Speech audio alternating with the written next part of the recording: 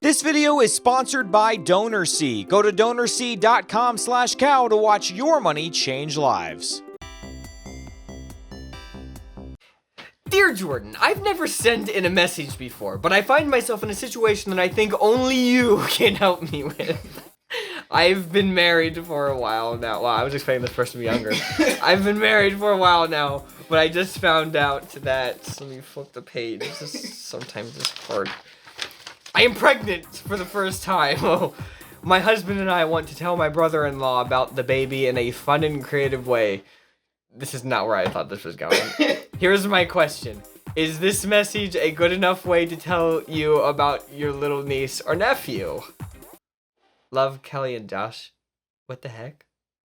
Wait, is this for real? Mm-hmm. Like, you guys are actually having a baby? Yeah. Wow, are you serious? This is so weird. I was literally just thinking about this like yesterday. I like never think about this kind of stuff. And I was like, wow. Wow, I'm gonna cry. Wow. Hi, everybody. Hi. We're having a baby. Jordan is better in front of the camera than we are. I know a lot of you have probably wondered over the years if we were gonna ever have children. We've been married for over I know 8.5 years I've been now. wondering because I've gotten so many comments and DMs. I don't really get DMs about that. It's a girl. It's on the girl, the woman. Usually. I'm sorry. That's okay. We were wondering too. We didn't think we could have kids. Yeah. I was diagnosed with Crohn's disease when I was 16 years old. And it's not this way for everybody, so if you have Crohn's, I don't want you to hear this and worry, but the way it affected my body, a couple of professionals have told me it would be really difficult for us to have kids. So we sort of just kind of gave up. Yeah. A while ago, like a long time ago, we just figured, it's not gonna happen for us. I think it was hard for me, especially last year, because I turned 30 last year, and I'm officially older than my parents were when they had me, and so I started just kind of thinking, I guess we're not gonna, we're not gonna have kids, and that was tough. I don't know, it's just weird, I guess, because your brain, you get to be 30 and your brain sort of goes into like want to be a parent mode, and so it was hard because it did for you, yeah. It did for me at least, yeah, and I didn't think we were gonna be able to, and so that was tough. Yeah, not only I was feeling similar, like a similar grief because I turned 29, which is how old my mom was when she had me, and so I was feeling like a similar grief, like, well, this isn't, I believed it wasn't gonna happen for me, and and 2018 was just a tough year in general for us, like not only the normal like, oh my gosh, I'm older than my parents were stuff, but also my mom passed away from young onset dementia, and it was just really, really, really tough. Really, we weren't even in town when it happened, and it was just a really hard year overall. Lots of changes and lots of grieving. Yeah. So then, one night in October, just kind of out of the blue, Kelly had been hanging out with a friend, and she comes home that night, and she's just like pacing around the house, like really nervous, like, and she never is like that really, and so I could tell something was wrong, and I got a little concerned, and I was like, is everything okay? I could tell there was something she wanted to tell me, but she wasn't saying. I was like, is everything okay? And she was like, I have something I need to tell you, and so I thought that she was gonna tell me that like her friend was pregnant. That was the first thing I said, was like, is so-and-so pregnant? She was like, no, but I think maybe I am. And I was like, and I know I sound crazy. I feel crazy to even have bought the test. I like walking into the Walgreens, I was like, what? I like physically stuttered, and I was like, what am I doing right now? But I had to. What an imposter. I had a suspicion, and I had to take the test so that I could stop thinking about it. That's why. But then, so then I came home and I was like, So we took the test once, and there was like a faint little line on there, and I was like, yeah, because you're not actually pregnant. And I was like, but there is a little bit of a line there. Yeah. Maybe we should do it one more time. And so Kelly's like chugging water, and then takes the test again. And that time there was a definitive double line, which double line positive. Yeah. but I still didn't believe it. Yeah. I was like, let's go to the doctor. Let's see what the doctor has to say. I was like, about I don't this. think these things are false very often. And I was like Googling how often are pregnancy tests false positive. I thought maybe it was something related to Crohn's or something was giving you a false positive. That was what I thought. Doesn't really make sense, but yeah, I was a little bit in disbelief too. I was like, I really thought this was gonna be negative.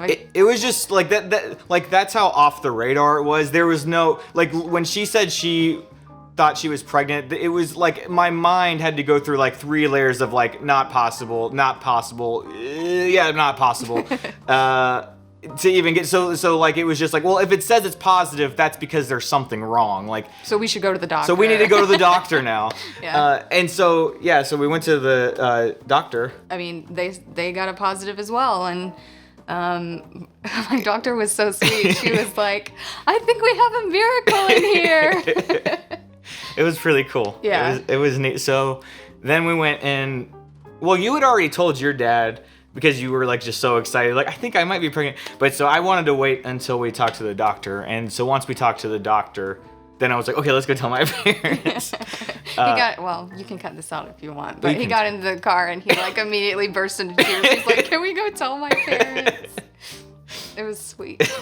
I didn't know how to tell him, and so we went into the kitchen, and mom was like washing dishes, and dad happened to be in the kitchen, and we just kind of stood there, and I was like, Mom, Dad, and Dad like looked over, and he was like, Lori.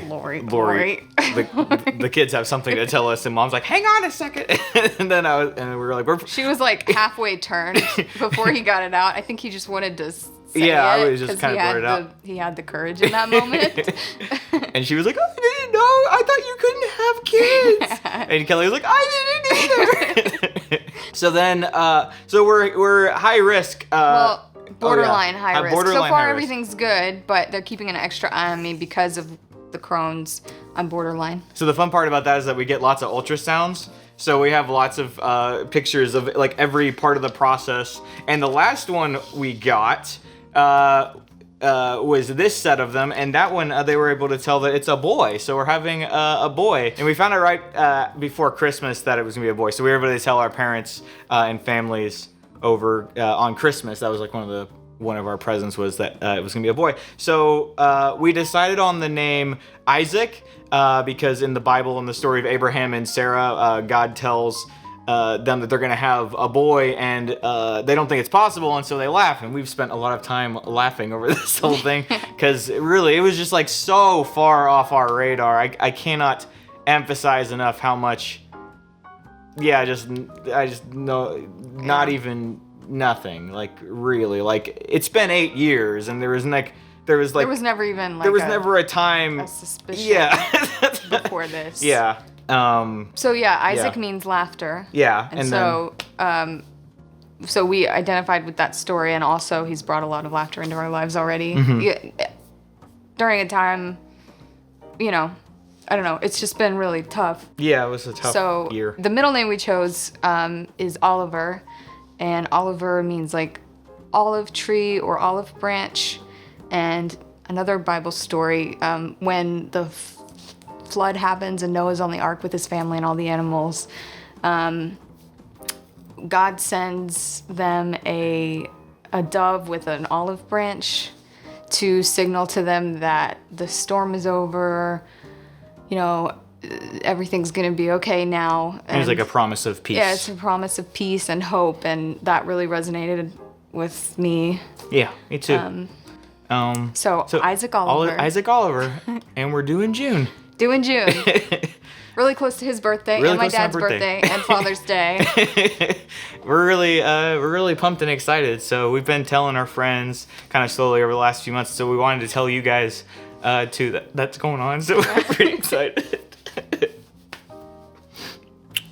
Baby is the size of a PlayStation controller right now. So you want to show him? Oh gosh, okay. Oh yeah, let's see pregnant Kelly. I don't know if you can. Can you see it all? She's not showing super a lot yet, but this is the size of the baby right now. Okay. This. It's pretty mind blowing to think, oh, my child is like this big, ish. You said that yesterday you felt a flutter. They said that you feel flutter before you feel the kicking. Yeah, it was so subtle. I'm not sure, but I've also read that that's common. So, yeah, I'm excited to start really feeling him and excited for the next ultrasound. We get to do the anatomy scan, make sure his heart is fine and his fingers and toes and everything. Almost halfway. Yeah, almost halfway. 18 weeks tomorrow, the day that this is released. So. Pretty crazy. So, yeah, if you follow us on the Instagram or Facebook, you guys probably already know about this, but we just wanted to tell you we appreciate you guys thinking about us and praying for us and all that stuff. So thank you. Appreciate it. We're very excited. I was wondering why he kept being like, well, I don't want you to read the messages ahead of time. He was like, and I like just flipped the pages just to see how long it was. Like, no, it's fine. Don't flip it.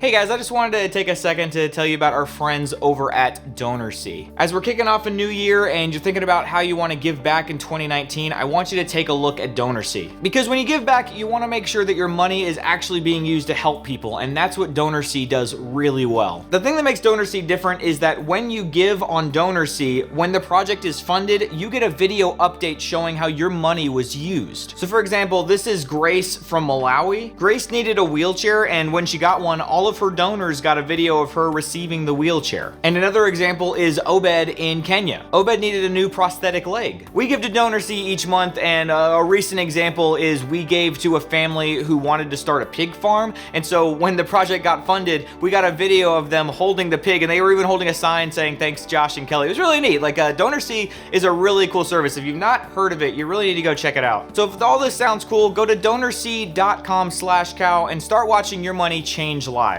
And just for the month of January, anybody who joins DonorSee at any level gets a free DonorSee hat. So if you want to watch your money start changing lives, go to donorsee.com/cow. And legitimately, I think this is the future of charity. Go check this out. donorsee.com/cow.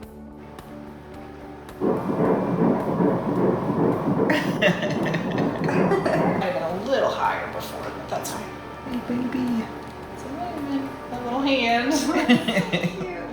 Like licks the hand up by the face there, somewhere up there. This is profile, so the nose, the lips, the chin right there. So it's the profile's a little cuter, you know.